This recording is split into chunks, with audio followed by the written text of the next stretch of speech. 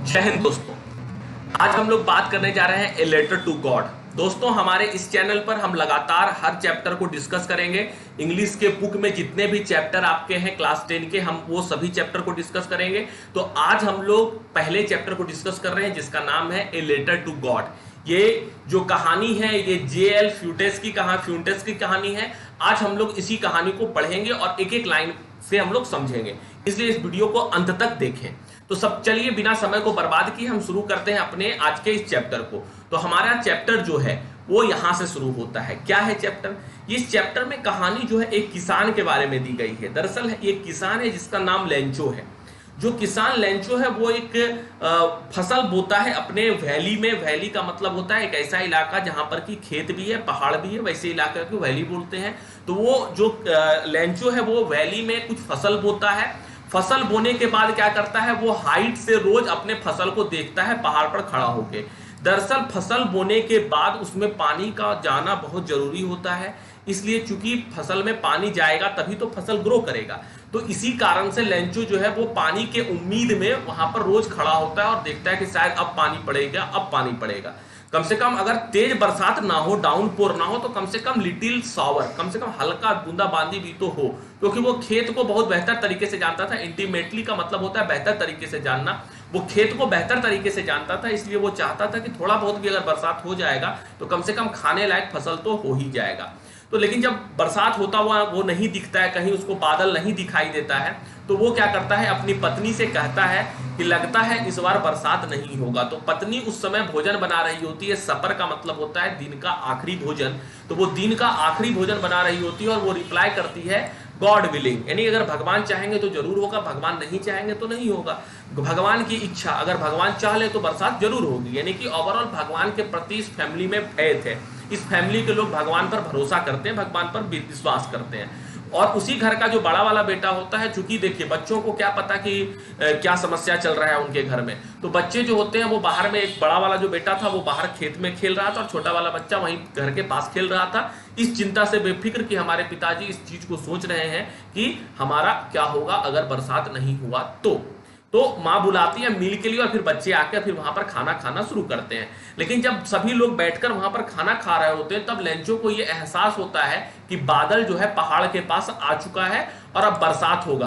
ताजी हवा चल रही है और वो बाहर निकल के वो चीज को देखने के लिए बाहर जाता है ताकि वो बरसात होता देख सके और अंदर से वो खुशी का एहसास कर सके, क्योंकि बरसात जब होगी तो फिर उसका फसल बेहतर होगा।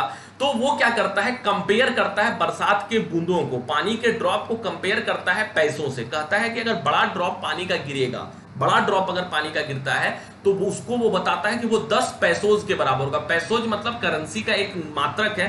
अगर एक ड्रॉप गिरता है तो वो 10 पैसोज के बराबर होगा। हम लोग ये बोलते हैं ना, मेरे देश की धरती सोना उगले उगले हीरे मोती, मेरे देश की धरती बैलों के घरे में घुंघरू जब जीवन का गीत सुनाती है। तो हम लोग ये गीत गाते हैं। तो हम लोग भी तो बोलते हैं ना कि मेरे देश की धरती सोना उगले। तो क्या मिट्टी से सोना निकलता है? नहीं निकलता है ना। हम लोग कंपैरिजन करते हैं कि अगर हाँ फसल बोएंगे तो फसल अगर होगा, अगर उसको मार्केट में बेचेंगे तो पैसा मिलेगा और उस पैसा से सोना खरीद सकते हैं। उसी आधार पर लेंचो कंपेयर करता है कि अगर पानी की बूंद जमीन पर गिरेगा तो वो पैसों के बराबर होगा। बड़ा बड़ा बूंद गिरेगा तो ज्यादा फसल होगा तो उसे 10 पैसोज मिलेगा और छोटा छोटा अगर गिरेगा तो उसे 5 पैसोज मिलेगा। ठीक है, तो वो इस प्रकार से कंपेयर करता है। उसके बाद क्या होता है, उसके बाद क्या होता है कि वो सेटिस्फाई कर जाता है, सोचता है कि चलो सब कुछ सही चलेगा। लेकिन होता क्या है, एकाएक तेज आंधी आ जाती है, स्ट्रॉन्ग विंड आ जाता है। ठीक है, और वो पूरा विंड जो है, चूंकि वो बाहर में खड़ा होकर इस उम्मीद में था कि हल्का फल्का बरसात होगा, लेकिन तेज आंधी आ जाती है। और तेज आंधी के साथ जो है वहां पर जो है हिल स्टोन्स जो होता है, हिल स्टोन्स का मतलब क्या होता है, हिल स्टोन्स का मतलब होता है बर्फ का जो गोला होता है ना, छोटा छोटा पानी जब पड़ता है तो बर्फ गिरता है, तो हिल स्टोन बहुत तेजी से नीचे गिर रहा होता है। ठीक है, तब उसको ये एहसास होता है कि चलो ये हिल स्टोन भी गिर रहा है तो अच्छा है, इसमें ये तो भी पिघल के पानी बन जाएगा ना, तो ये सिल्वर कॉइन की तरह है, तो ये इससे सिल्वर कॉइन के जैसा पैसा मिलेगा। ये बहुत खुश है। ठीक है, और बच्चा लोग भी खुश है। क्यों खुश है? क्योंकि वो बच्चा लोग जो है वो छोटा छोटा जो पर्ल्स का मतलब मोती होता है, तो जो बर्फ का जो मोती गिर रहा है ना, पानी का मोती जैसा देखने में अच्छा लगता है, तो बच्चा लोग जो है वो मोती को चुनने का काम कर रहा है, पर्ल्स को चुनने का काम कर रहा है बच्चा लोग। तो पिताजी भी खुश है और बच्चा भी खुश है। लेकिन होता है बहुत बुरा, एकाएक सडनली बहुत बुरा चीज हो जाता है। क्या हो जाता है, वो सोच रहे थे कि 5-10 मिनट तक ये बर्फ गिरेगा और उसके बाद फिर पानी आएगा, लेकिन ऐसा होता नहीं है। ठीक है। और वो जो होता है घंटों तक जो है वो जो बर्फ होता है वो गिरते रहता है। जब घंटों तक बर्फ जमीन पर गिरते रहता है उससे क्या होता है कि पूरा का पूरा हिल साइड, पूरा का पूरा जो उनका वैली था वो सफेद हो जाता है, कॉर्नफील्ड। और क्या होता है पूरे वैली में, ठीक है, नमक जैसा पूरा फैल जाता है और सारा पेड़ का पत्ता जमीन पर गिर जाता है। टोटली कॉर्न जो होता है उनका डिस्ट्रॉय कर जाता है, पूरा का पूरा फसल बर्बाद हो जाता है, ठीक है। सारा का पेड़ से सभी फूल गायब हो जाते हैं और लेंचो खेत के बीच में इसी प्रकार से खड़ा होकर अपने बेटे को कहता है, क्या कहता है, ए फ्लैग ऑफ लोकस्ट। लोकस्ट का मतलब होता है एक कीड़ा, ठीक है, एक कीड़ा जिसको बोलते हैं हम लोग। वो जो कीड़ा होता है घास खाने वाला कीड़ा, फसल खाने वाला कीड़ा, पिछले साल जो वो कीड़ा आया था वो भी कम से कम कुछ हम लोग के लिए छोड़ दिया था, लेकिन इस बार जो ओला गिरा, बर्फ का गोला गिरा, वो पूरी तरह से हमारे फसल को बर्बाद कर दिया। अब हमारे पास पूरे साल खाने के लिए कुछ भी नहीं है, पूरा परेशान है लेंचो।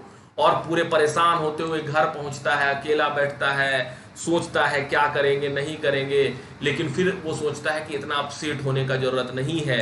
ये सही है कि हम भूख से मरेंगे, लेकिन भगवान भी तो है। जो उसकी पत्नी ने उसे कहा था कि भगवान ने चाहा तो वो सोचता है कि अब अपनी इस मांग को हम भगवान को रखेंगे। और वो क्या करता है, लेंचो जो था वो बहुत मेहनती आदमी था, बहुत। ऑक्स ऑफ एन मैन, इसका मतलब होता है मेहनत करने वाला लोग, जानवर की तरह काम करता था खेत में, लेकिन उसको पढ़ना लिखना भी आता था। वो कलम उठाया और एक लेटर लिखा। लेटर किसको लिखा? लेटर लिखा भगवान को। क्या लिखा लेटर में?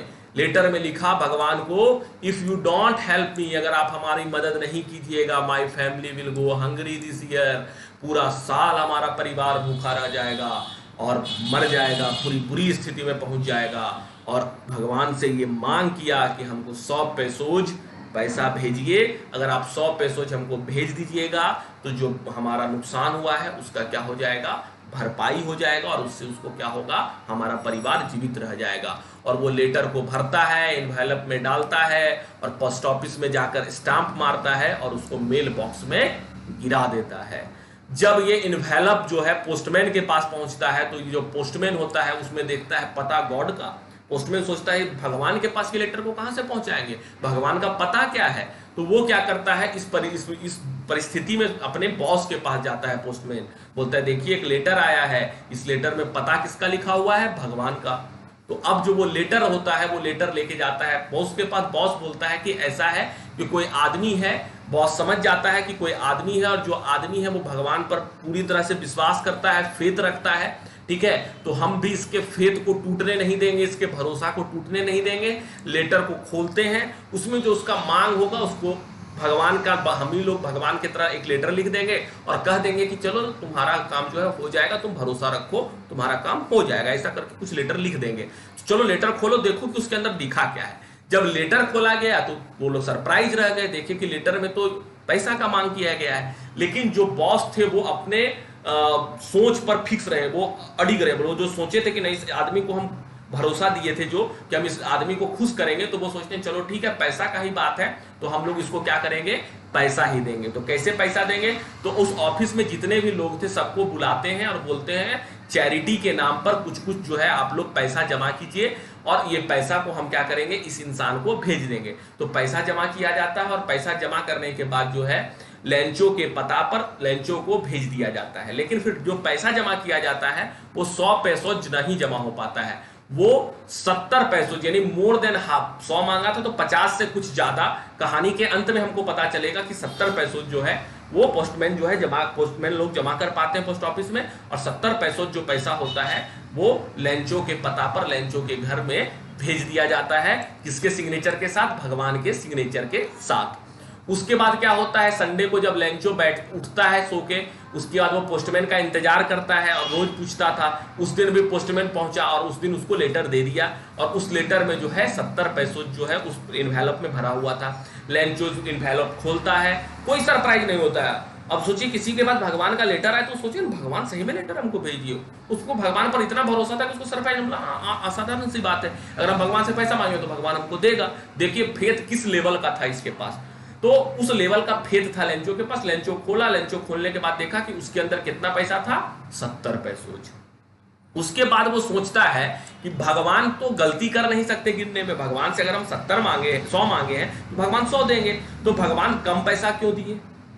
अच्छा, भगवान ऐसा भी नहीं कर सकते कि हम भगवान से जो मांगेंगे भगवान उतना नहीं देंगे, कुछ कम कर देंगे, भगवान मेरा बात नहीं मानेंगे, ये भी नहीं हो सकता है। तो कुछ गड़बड़ हुआ है। क्या हुआ है गड़बड़, तो इस जो उसके दिमाग में चलता है वो उसे उठाता है और कॉपी पेन पर लिखना शुरू करता है, और कॉपी पेन पर लिख के वो क्या करता है, अगले दिन फिर से पोस्ट ऑफिस जाता है, स्टाम्प खरीदता है और फिर से क्या करता है, वो मेल बॉक्स में लेटर को गिरा देता है। और फिर अगला दिन जब पोस्ट मास्टर जब लेटर को खोलता है और जब लेटर को पढ़ता है तो आश्चर्यचकित रह जाता है। उस लेटर में ऐसा बात लिखा हुआ था। क्या लिखा हुआ था, लिखा हुआ था god of the money that I asked for only 70 pesos rich to me. ये नहीं कह रहा है भगवान आपने 70 पैसे भेजा, आपसे हमने जितना मांगा था हमको मात्र 70 पैसोज मिला, ठीक है। सेंट मी रेस्ट, और 30 जो बचा है वो भी भेज दीजिए, ठीक है। आई नीड वेरी मच, हमको इसका बहुत ज्यादा जरूरत है, but don't send it me through the mail because the post office employ are bunch of crooks. हमको मेल यानी कि पोस्ट ऑफिस के थ्रू नहीं भेजिएगा, क्योंकि पोस्ट ऑफिस में जो लोग बैठे हुए हैं वो बंच ऑफ क्रूक्स हैं, यानी बेईमान लोग बैठे हुए हैं, इसलिए हमको पोस्ट ऑफिस के थ्रू ये पैसे को नहीं भेजिएगा। यानी कि पूरा कहानी क्या है, पूरा कहानी को अगर हम थोड़े लाइन में समराइज करें तो कुछ ऐसा है कि लेंचोज नाम का एक आदमी है जो कि किसान है और उसका फसल बर्बाद हो जाता है। वो भगवान को एक लेटर लिखता है कि हमको 100 पेसोज दीजिए।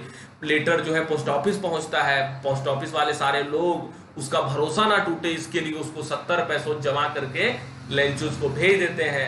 लेंचो फिर पोस्ट ऑफिस आता है और फिर भगवान को लेटर लिखता है कि 30 पैसे जो और भेजिए हमको, लेकिन पोस्ट ऑफिस से नहीं भेजिएगा, क्योंकि यहाँ जो एम्प्लॉय बैठे हुए हैं ये बेईमान लोग बैठे हुए हैं, ये हमारा पैसा रख लेते हैं।